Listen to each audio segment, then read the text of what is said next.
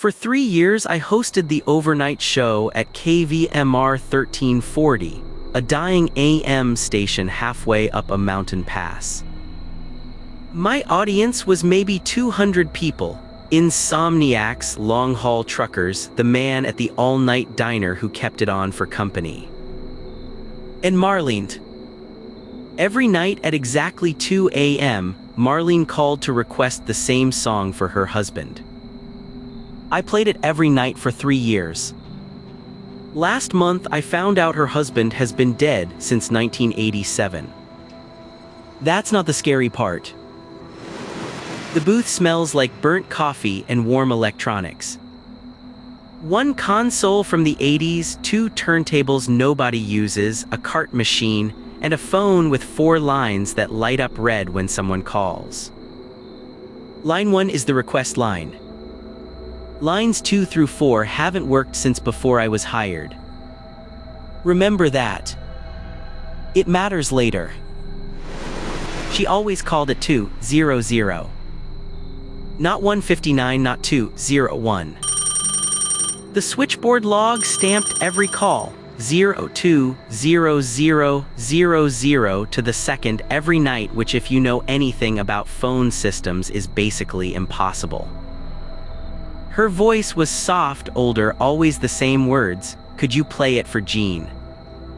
He's coming home over the pass tonight, and I'd say sure, Marlene, and cue it up. Patsy Cline. Walk in after midnight, every single night. You develop rituals on the night shift. Hers became mine.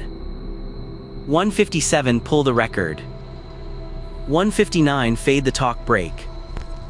200, the phone lights up, 20 seconds of Marlene, and the song goes out into the dark.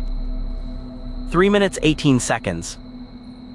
Then 4 minutes of scheduled dead air station policy. Don't ask me why, it was in the binder when I started. 02000204, automation gap. Do not fill. Think about that. The binder scheduled dead air around her call. Whoever wrote it knew. The binder is older than me, carbon copy pages, typewriter font, a coffee ring on the cover like a brand. Page 40, 02000204, automation gap. Do not fill. Do not talk over. If asked, the transmitter is cycling. In the margin, in pencil, in handwriting I'd learn to recognize, let her have it. It costs us nothing, it was signed WR. The station's founder. He died in 1994. 3 years, I never mentioned her on air. She felt private, like something you don't point a flashlight at. Then came last month. A slow Tuesday, 3 a.m., nobody calling, and I got chatty the way you do when the loneliness wins.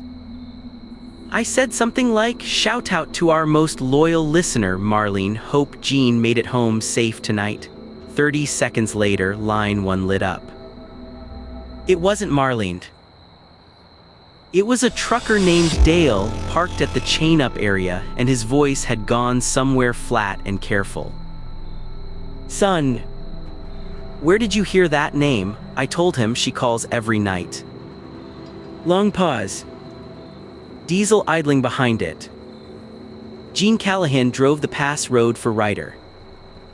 Went through the guardrail at milepost 9 in February of '87. Radio said he was almost home. Another pause.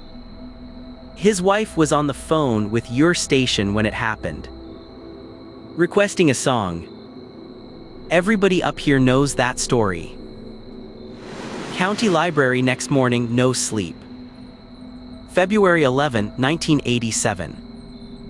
Pass Road CLAIMS trucker. The photo showed the guardrail peeled open like a can, snow, a wrecker crew. And one paragraph nobody would notice unless they were me. Callahan's wife told deputies she had phoned radio station KVMR moments before the accident to request her husband's favorite song. The song was still playing when officers arrived at the home. She died in 2003. I checked. 16 years after him. Here's where you'd quit. I know. But you don't understand night shift people. Marlene was my 2 a.m. the way the sunrise was my 6. And what was I supposed to do? Not answer. So I went back that night, and at 02:00:00 the line lit up and her voice said the same soft words, and I played Patsy Cline for a dead man driving a road that took him 39 years ago. And during the dead air after, for the first time ever, I listened. 4 minutes of nothing. Except it isn't nothing. With my headphones cranked under the transmitter hiss, the VU needle moved. Barely like breath on a candle. Something was going out over our signal during the gap. Something the board didn't show on any channel. The needle swayed in little rhythmic pulses, and I realized with the specific cold that starts in your teeth that the pulses had the cadence of speech. I record everything now, old habit from a defamation scare. So I pulled the gap into an editor and stretched it. Slowed to quarter speed, pitched up, noise reduced. It took me until dawn. And at 4:51 a.m., alone in a cinder block building on a mountain, I heard a man's voice inside our dead air say, clear as anything, "Almost home, honey." Play it one more time. I did not sleep that day either. The voice is in every night's gap. I checked a week of recordings. It answers her.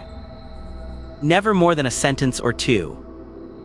Roads are bad tonight, tell them to keep it on. Almost home, 39 years of almost home. The station scheduled 4 minutes of silence so a dead man could talk to his wife, and a man who died in 1994 signed the order in pencil. I stopped being scared somewhere in there. What I felt was more like trespassing in a church. Then came October 30th. 02:00:00 nothing. 02:00:30 nothing. The request line stayed dark for the first time in longer than anyone could remember. I sat there with the record cued and a feeling like a missed stare. At 02:01, I played the song anyway into the silence for nobody. And when it ended and the dead air began, the voice in the gap wasn't calm anymore. Slowed down later, it was one word repeated, Marlene. Marlene. Marlene. The next night she didn't call either. But at 02:02, line 2 lit up. Line 2 has been disconnected since 2009. I've seen the cut cable hanging in the utility room, wrapped in tape, going nowhere. Then line 3. Then 4. 3 dead lines, red and blinking, and the booth so quiet I could hear the transistors in the console. I looked at line 1, the working line. It stayed dark. Whatever was calling wasn't coming in from outside. It was already inside the building. I answered line 2. I'm not brave, it's just that not answering felt worse. Static first. The kind with weather in it, wind and distance. Then the man's voice, his voice, not slowed down now, just quiet. She's not answering the phone at the house. A pause that lasted a geological age. Would you play it for her this time? She always liked hearing her name on the radio. The line went dead. All 4 buttons went dark at once. So I did the only thing left. I opened the mic at 02:03 into the sacred dead air that the binder said never to fill, and I said, "This one goes out to Marlene from Gene. He wants you to know he's almost home," and I played it. One more time. The VU meters didn't tremble that night. The gap after the song was, for the first time since I'd worked there, truly and completely silent. Whatever had been in our signal for 39 years wasn't in it anymore. I drove the pass at dawn instead of going home. Milepost 9. The new guardrail sits where the old photo showed the torn one. Someone decades ago, by the look of it, welded a small metal plate to the post. No name. Just almost home. I sat on the hood of my car until the sun cleared the ridge, and then I drove back down the mountain, and I want to tell you the story ends there. It almost does. I still host the overnight.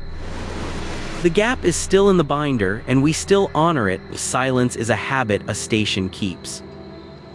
But 2 weeks ago at 02:00:00 exactly, line 1 lit up. A young voice this time, a girl, nervous like a first-time caller. Hi, could you play something for my mom? She passed in March. She used to listen to you every night driving home from the hospital. I looked at the clock. To the second. And somewhere in the transmitter hiss, I swear the dead air leaned in to listen. Of course, I said, and reached for the request log. There's always been a night shift at this station. Now I understand what it's for.